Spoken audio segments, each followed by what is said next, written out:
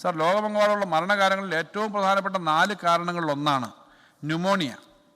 പ്രായമായവരിൽ, പ്രത്യേകിച്ച് ചില വിട്ടുമാറാത്ത രോഗാവസ്ഥകളുള്ളവരിൽ ന്യൂമോകോക്കൽ രോഗം വരാനുള്ള സാധ്യത കൂടുതലാണ്. അതിനാൽ കേരളത്തിലെ വയോധികർക്കിടയിൽ ന്യൂമോകോക്കൽ വാക്സിനേഷൻ പരിപാടി നടപ്പിലാക്കാൻ ഉദ്ദേശിക്കുന്നു.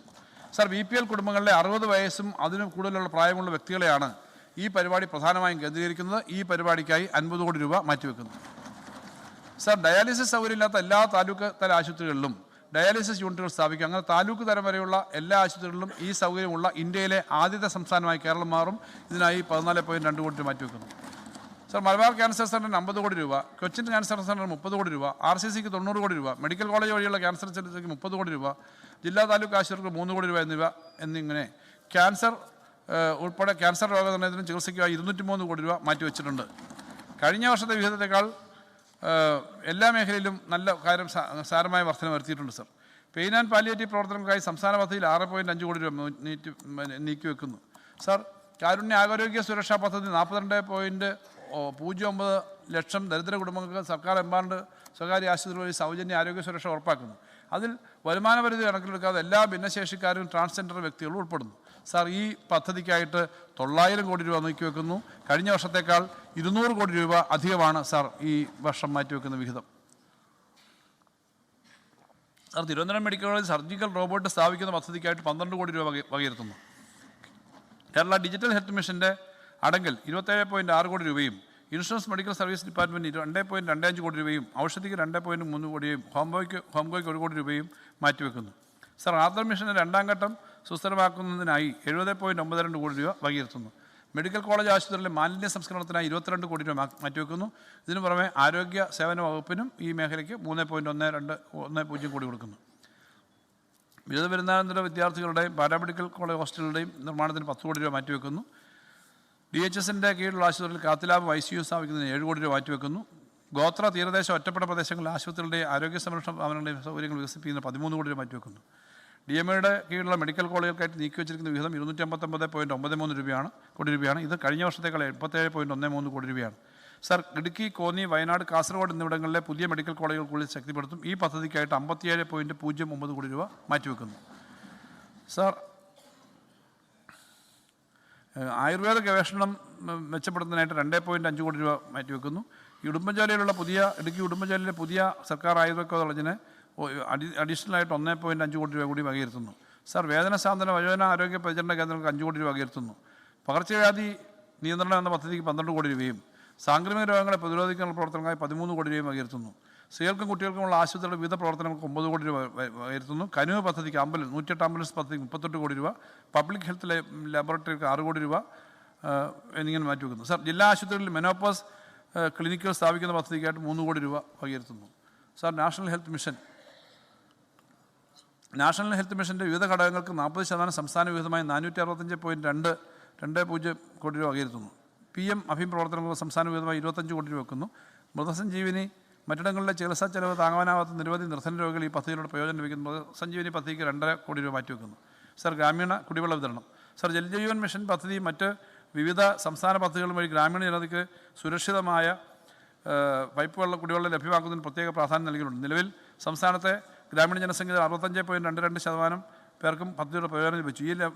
ഈ സേവനം കൂടുതൽ വ്യാപിപ്പിക്കുന്നതിനായി 2026-27 സാമ്പത്തിക വർഷത്തെ പ്ലാനിൽ 659.57 കോടി രൂപ വകയിരുത്തുന്നു. സംസ്ഥാന കേന്ദ്ര സർക്കാരുകളുടെയും തദ്ദേശ സ്വയംഭരണ സ്ഥാപനങ്ങളുടെയും ആകെ കൂടി വരുന്ന ചെലവ് 2240 കോടി രൂപയായിരിക്കും.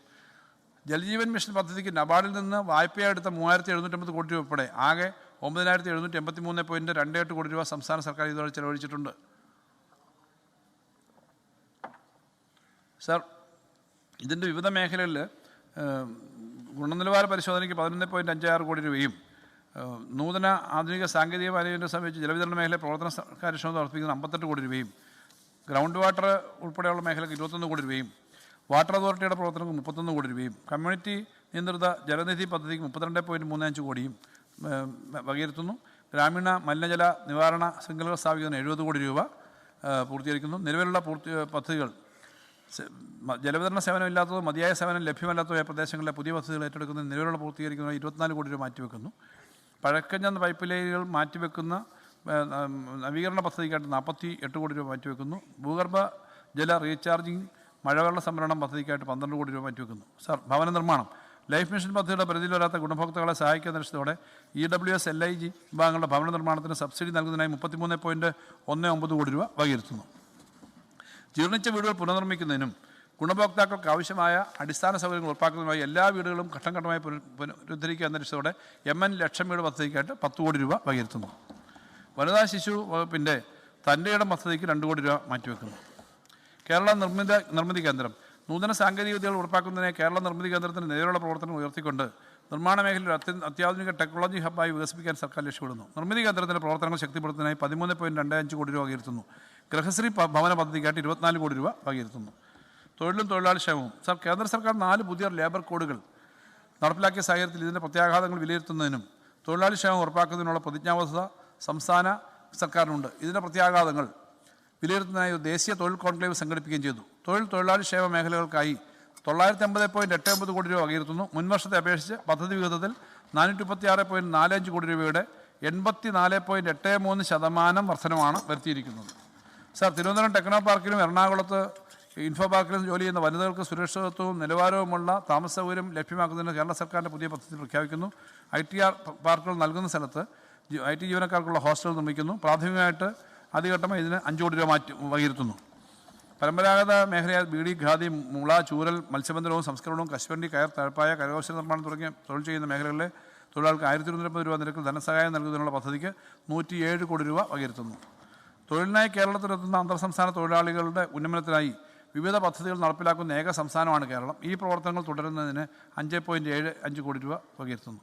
സർ, സംസ്ഥാനത്തിൻ്റെ നൈപുണ്യ വികസന മിഷനായ KSNEയാണ് വിവിധ നൈപുണ്യ വികസന പ്രവർത്തനങ്ങൾ നടപ്പിലാക്കുന്നതിന് ചുമതലപ്പെടുത്തിയിരിക്കുന്നത്. തൊഴിലവസരങ്ങൾ വർദ്ധിപ്പിക്കുന്നതിനുള്ള വിവിധ നൈപുണ്യ വികസന പ്രവർത്തനങ്ങൾ ഏറ്റെടുക്കുന്നതിന് KSNE 36 കോടി രൂപ വകയിരുത്തുന്നു. സർ, ITകളിലെ പരിശീലനത്തിൻ്റെ ഗുണനിലവാരവും അക്കാഡമികവും ഉറപ്പാക്കുന്നതിന് പുതിയ ITകൾ സ്ഥാപിക്കുന്നതിനുൾപ്പെടെ 44.60 കോടി രൂപ വകയിരുത്തുന്നു. സർ, ശരണ്യ പദ്ധതിക്കായിട്ട് 17.5 കോടി രൂപ വകയിരുത്തുന്നു. തൊഴിലിനായി രജിസ്റ്റർ ചെയ്തിട്ടുള്ള ഭിന്നശേഷിക്കാർക്കുള്ള കൈവല്യ പദ്ധതിക്ക് 7 കോടി രൂപ വകയിരുത്തുന്നു. ലോകത്തെവിടെയായാലും ഏത് സമയത്തും 24 വാർത്തകളും ഓഗ്മെന്റഡ് റിയാലിറ്റി പാക്കേജുകളും എക്സ്പ്ലെയിനറുകളും വിശദമായി കാണാൻ ഞങ്ങളുടെ YouTube ചാനൽ നിങ്ങൾക്ക് സബ്സ്ക്രൈബ് ചെയ്യാം.